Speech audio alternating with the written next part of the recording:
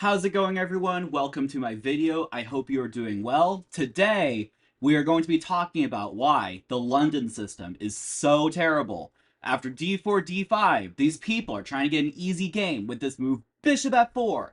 It's absolutely horrible, and we're going to look at why this move is so bad, but also, if you're black, how you can refute it. I'm just joking. I actually think the London is brilliant. All right, well, not quite. But what I want to talk about today actually is not the London system, although I think I have a video somewhere in the archives about that. What I want to talk about actually is a chess tournament that I was looking at. So I was looking at the chess tournament, events page on chess.com. I forget what exactly I was checking. Maybe it was World Cup or something. But anyway, I see that obviously there's the titled cup. There is the World Cup that just, didn't just conclude. There's still the last game between Wei Yi and Sindarov. I guess the tie breaks, but I scroll down and notice London Chess Classic starting tomorrow, which, first of all, chess marketing, is just so horrible. Like, a top level tournament. Now, we'll talk about that here in a second, but as you see, like, Firouzja's there, Noterbeck's there. Like, it's a it's a pretty prestigious tournament, but it's starting tomorrow, at least the time I'm recording. By the time you see it, it might be starting today, or if already started. It's starting today or tomorrow, and no one has heard about it until now. I guarantee you hadn't heard about the London Chess Classic until this video. But the London Chess Classic is happening. I feel like a lot of people start hearing about it when the games happen, like maybe some Firouzja game goes viral or something like that. But I noticed the London Chess Classic is starting, and I look at the tournament. It's November 26th, December 5. It's in London. It's round robin. I mean, the time control is long as usual, as classical. I look at the players, and it's a solid field. Just trying to make sure you see everyone. Yeah, it's a solid field. You see, I mean, Alireza Firouzja there, Noterbeck, obviously two top. I forget their exact rankings, but I think they're both top 10. Let me actually verify that. Because I actually want to get that right. So Firouzja right now, live rating is number 6, and Noterbeck, uh, wait. Oh, he dropped. Oh, wow. I didn't even realize he dropped that much. I mean, I know he lost some points at the World Cup, but he's number 17. Well, still a really, really good player regardless. Then you got Pavel Alyanov. I doubt maybe you've heard of him. Sam Shankland is a solid American player who just came very close to qualifying for the candidates, but couldn't get past Esipenko, who qualified today. Nikita Vityugov, Nicholas Theodorou, Abhimanyu Mishra. I'm sure that's going to be a name that's going to grab eyeballs, especially in the Americas. Michael Adams, a legend, Gawain Jones, and Luke McShane. So it's a solid field, right? I mean, it's not like some super, super prestigious tournament, but it's up there. But I was thinking, the London Chess Classic used to be just a staple on the chess calendar, like an actual staple. It was literally like, like Sinkfield Cup, any Grand Chess Tour event. Well, it was a branch of the Grand Chess Tour, which we'll talk about, but like, like candidates, obviously not to that level, but I'm trying to think of some other tournaments, like Beal or whatever, which I think Beal's also a tournament that's fallen off. But anyway, it used to be a staple, like top end, top tier level players. Wow, I'm really mixing up my words today. So I was like, I wonder what happened. And first, I want to kind of give you some context. So I go to this Wikipedia article, London Chess Classic, and there's a little description there and everything like that. But you can already tell by this winners section. You look at the list of winners. The first year, Magnus Carlsen. Second year, Magnus Carlsen. Third year, Vladimir Kramnik. He was very good. Fourth year, Magnus Carlsen. You got Hikaru Nakamura, Vishy Anand, Magnus Carlsen, Wesley So, who's very good. Fabiano Caruana, Hikaru Nakamura, and Ding Liren. I remember, 2019 was Ding Liren's year. I think he won the Sinkfield Cup as well, and it was absolutely on fire. But then, in 2020 and 2021, there were no, and really 22, I guess, there's nothing happening there, which I understand with COVID. But then it kind of resurfaces again in 23 and 24 with Michael Adams and Gawain Jones as winners. Now, all due respect to Michael Adams. Michael Adams is a legend in the chess world, but if there's a chess tournament with Michael Adams winning, it's probably not. Let's just say Magnus Carlsen's probably not playing in the tournament as well. So, and then you can kind of see, I'll kind of skip ahead. Well, actually, maybe we can go kind of like, basically my point is it's been very weak since. And I say weak, no disrespect. The average rating is probably 2650. Any 2650 would destroy me in a game of chess. So I'm not trying to be critical, but compared to like previous years, and I'll kind of show you the context. So the first year, now with the first few years, like it wasn't necessarily like all high end players. As you see, like Magnus is there, but there were some, like Nihua and like Luke McShane. Like no offense to those guys, obviously, but there are some like 2615s. I think David Howell was a 25. Well, he was basically 2600. By the way, I was looking at that. David Howell was 18 years old when this tournament took place. This was in 2009. I did the math because I was curious. I looked and I'm like, oh, David Howell. I'm sure everyone knows him for his commentary and things like that, but he's also high end chess player. I mean, like, actually, he's like really good. I think he's better than he's given credit for. Yeah, he peaked. He's been as high as number 36 in the world. He's currently number 47, 2712. So he's been in the 2700 club before. Really, really good player. So first tournament, I mean, it was pretty top heavy with Carlsen and Kramnik. Like Hikaru Nakamura was just kind of rising. It looks like he had a tough tournament, but see, next tournament you got Carlsen, Anand, McShane, Nakamura, Kramnik there, closer to the middle, and then you got the British players. 2011, Kramnik, Nakamura, Carlsen, Anand, Aronian kind of makes his debut there. 2012? We get Magnus, Vladimir, Hikaru, Judith Polgar there. I didn't realize she played a London Chess Classic, but Vishy Anand, Levon Aronian. So it starts to get a little bit stronger. I guess 2013 was like a weird year. I'm not exactly sure. What's this? I don't know what this I don't know what this format is, but apparently Group A had Vishy Anand and Michael Adams. Group B had Svidler and Kramnik. Group C had Nakamura, Gelfand, Gwyn Jones, Judith Polgar. Group D had Fabiano Caruana, David Howell, Nigel Short, and Emil Sutovsky. That's funny. I think we all know Emil Sutovsky for things other than his chess play. But he's 2600 FIDE basically. He's peaked at 2703 and has been as high as number 17. So kind of like David Howell, totally different reasons. But Emil Sutovsky has been under fire recently. If you don't know what I'm talking about, Emil Sutovsky is the CEO of FIDE, and especially with the death of Daniel Naroditsky and things like that, he's been under major controversy. And like Hikaru hates him, and it's just kind of crazy. But he is a former chess great, if you wanted to say that. I guess there were some knockout stays. So I guess 2013, they were maybe experimenting with something. Because in 2014, kind of goes back to a normal kind of like round robin. And this is, I think 2014 is the first tournament where like all the players are just super strong. Like, Vishy Anand, Vladimir Kramnik, Anish Giri, Hikaru Nakamura, Michael Adams, Fabiano Caruana. It's so weird to see Fabiano representing Italy. That was a time ago. And so in 2014, Vishy Anand wins. So remember, this is like 10, 11 years ago. Vishy Anand was like, I think he had just surrendered the world championship title, like maybe 2 years before, and maybe had played Carlsen in the rematch, because he won the candidates, if y'all don't remember that. He lost the title to Magnus, then he wins the candidates, gets a rematch, and loses to him anyway. So I think like everyone remember, like I think probably modern day chess fans think of Anand as some legend. I mean, it wasn't that long ago. He was in the world's elite. And let's see, 2015 I guess had a little bit more players. Magnus Carlsen, Anish Giri, Maxime Vachier-Lagrave. So basically everyone high end. Veselin Topalov was even pretty good.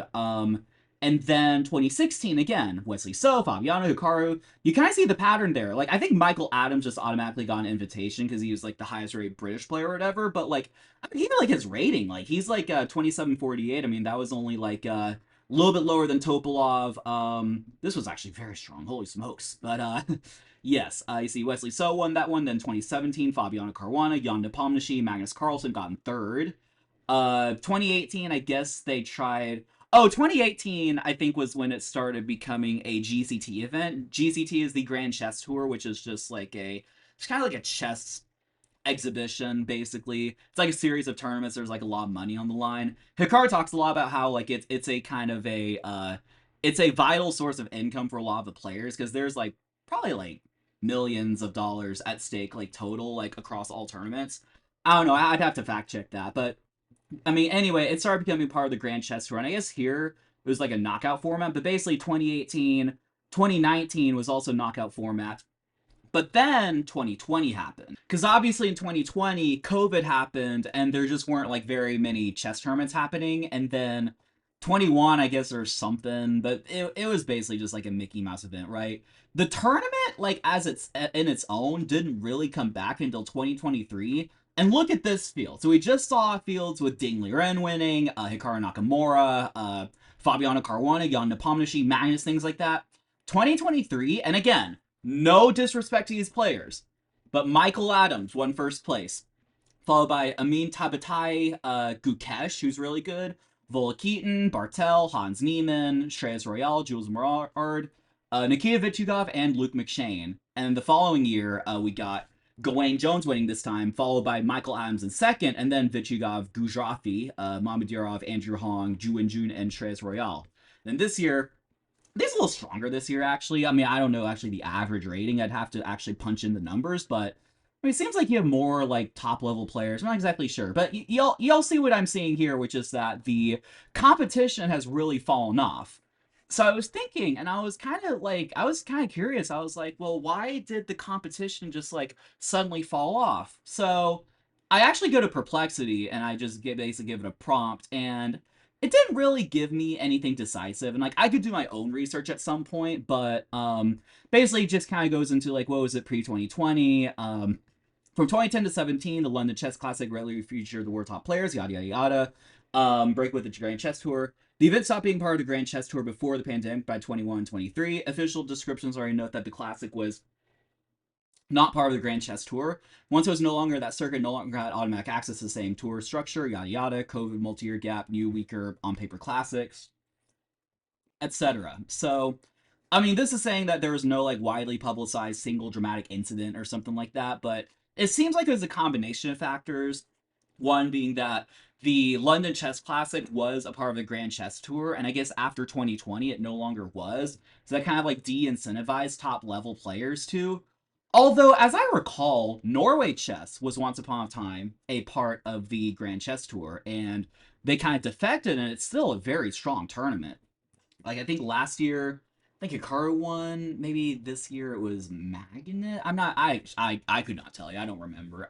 But it would be interesting to see because I'm sure they just lost some major sponsors or something like that. Like I know, like they have the whole like London Chess and Schools. I think like Malcolm Payne or something like that runs it, and I know like I don't know. I honestly couldn't tell you. I'm sure they just lost some major sponsors, which is why it's like much weaker. Like it's not exactly attracting Fabiano Caruana. So anyway, I just thought that was like a pretty interesting anecdote. But all that to say, I'm actually looking forward to following this tournament. I'm probably not going to be following it like very closely, but it's always kind of nice when you have like maybe some like wild cards in there to where I think there will be some exciting games. That's just what I'll say. And I mean, Mitra's a name to watch. Sam Shanklin just got brutally knocked out of the World Cup, so we'll see kind of how he recovers. And then always fun to see Alireza Firouzja play and things like that. So then I was thinking and doing a little bit of research. What were some of the best games of the London Chess Classic? Now,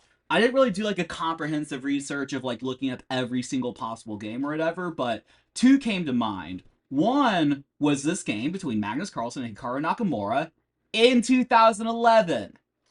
To the modern chess fan who doesn't know, they were battling out 15 years ago. I actually looked up their ages. Magnus would have been about 21. Hikaru would have been about 24. So they were babies when this game took place. Now, turn off the engine lines. This isn't going to be some super duper comprehensive analysis, but what I did kind of derive from this game is that Magnus played an Italian and just played it very well. Hikaru went for the bishop c5 and d6 line, and Magnus kind of does this maneuver before castling, which I thought was interesting. I'm not exactly sure. I'm sure there are some theoretical nuances or whatever, but just gets his bishop out, gets the knight out to h4. He's trying to eye the f5 square. Knight f5, and then knight takes, and then bishop takes, and then plays f4. So kind of pivoting from like trying to get a piece to f5 and just blows open the f-file. Hikaru plays c5, and eventually Magnus just develops. He's patient. He doubles his rooks. Hikaru exchanges, and then an exchange happened, and Magnus strikes in the center, or expands in the center, I should say. After queen g5, knight f6, bishop f1. Magnus finds this move h4. Then after queen g6, Magnus sacrifices the rook with rook takes g6. The idea being that the king is just like so exposed, and you see like all of Hikaru's pieces are just like pointed towards the queen side, well except for the queen, but obviously the queen is gonna have some fending off to do. But you see Magnus's pieces kind of point towards the king side, and the pawn structure can be wrecked as well. Honestly, like it's not as crazy as a lot of people realize. Just sack and exchange just to ruin the pawn structure. Like for some strong players, is like automatic. So Magnus sacrifices the rook and then goes queen f4 because you have so much compensation. Like the king is weak, the pawn structure is not intact, and like you have like an attack coming. So rook b2, bishop h5, and Magnus drops back with bishop f3. d5 is a good move, and then here, I think it was here or a little later, knight h5, knight takes f6, rook c1. Here, Magnus finds a move that I liked with e5. The idea just being that after pawn takes, knight h5 check, bishop e4, he's able to use the square as a clearance sacrifice. So he played e5 to clear the e4 square. Then after knight h5 check, king h7, bishop e4, Hikaru Nakamura in this position resigned because obviously the king can't go this way. If you go to h8, I believe there's queen f6. And if you go to g8, then there's probably like, I think there's knight f6, maybe. I actually don't know the exact technicalities, but I think there's something like knight f6 and then leave like queen g3 or something like that. Or even queen takes e5 is probably just simpler. Anyway, it was just too overwhelming, and 24-year-old Hikaru Nakamura resigned to 21-year-old Magnus Carlsen. Now, this game between Fabiano Caruana and Hikaru Nakamura was also, it's a little more recent. I believe it was 2016, if I'm not mistaken. Now, basically what I think happened is it's a super theoretical line here in the Sicilian Najdorf that Hikaru played. Like, you know, I'm looking at this position. Like, I'm like a 1800, 1700 over the board, 2000 online. Like, I don't know jack diddly squat about this position. I see G5 and think it's crazy. Then I go to the Explorer, and then it's like, well, yeah, it's theoretical. So, I don't know. But what I was noticing as I was, like, kind of, you know, keeping an eye on the Explorer is that H4 is theoretical. This is all theoretical. I think it was here. Hikaru deviated with B4. Um, he played b4 and then played knight e5 for whatever reason. I guess he like I don't know, I guess he was trying to mix it up. I mean, the theoretical way to play apparently is knight e5, the queen just takes, and then just take the pawn, and then bishop takes. Well, I guess if knight takes, well, sorry, the move is e5. Yeah, that obviously kind of shows up here a little bit later, but anyway, after bishop e2, sorry, after b4 takes, we see I meant to turn this off earlier. We see knight e5. Then after queen takes f4, knight takes g4. Fabiano uncorks. Bishop takes e5. So keep in mind that was the variation earlier. I think when I was showing the variation with knight e5 earlier, it was knight e5, queen f4, knight e takes g4 is very important, so you get this e5 move. But the difference is after e5, white has some more active pieces. So Fabiano kind of out of nowhere sacrifices a queen with queen takes f6. And quite simply, after queen takes f6, knight d5, Fabiano's position is very overwhelming. There's an attack on the queen, on the bishop. Then when this knight moves, the bishop can fling in. There's just a lot going on. Now, I guarantee you, I'm sure some research could be done to see like what the players thought or like what their reactions were and things like that. I almost guarantee you that this was in Fabiano's prep, that he had this position before. Like in his computer, because here 95 is very theoretical, and I don't know, I guess Hikaru thought he'd mix it up with b4 or whatever, but it would actually be interesting to like kind of dig the archives and see if there are any anecdotes on that. So after after queen takes f6, and again, like sacrificing a queen like practically can be very intimidating, but Fabiano just has a lot going for him, and quite frankly, Hikaru's pieces are not really doing much, so it's relatively easy here for a super grandmaster to justify. Now there are some like, you know, slight like computer errors here. Like I think knight here, knight takes d6 was better, but Fabiano was pretty clinical. I mean, like Hikaru castles kingside and there's still an attack. Absolutely crazy. So, yeah, that was a very clinical win by Fabiano Caruana. I think the queen sack at the time went very viral and things like that. So, Yeah, just some stuff to kind of like, just keep you in the loop as far as just like chess news and things like that goes. I guess I should mention that I haven't really made a video about the World Cup since my Elite Eight video, but Senderov versus Wei Yi in the final, but they did book their ticket to the candidates. Just kind of odd. It's just kind of like, interesting that the third place match is way more important than the actual match, right? The actual kind of final match. But Andrei Esipenko booked his spot into the candidates as well, which honestly I felt good for him because he blundered a rook against Wei Yi in a winning position, and that could have cost his candidates bid. And like, who knows? He's like a 26-60 like level player or something like that. Like maybe he never gets another shot like this in his life. But shout out to him and shout out to the players, Wei Yi, Senderov, and Esipenko for booking their candidate spot.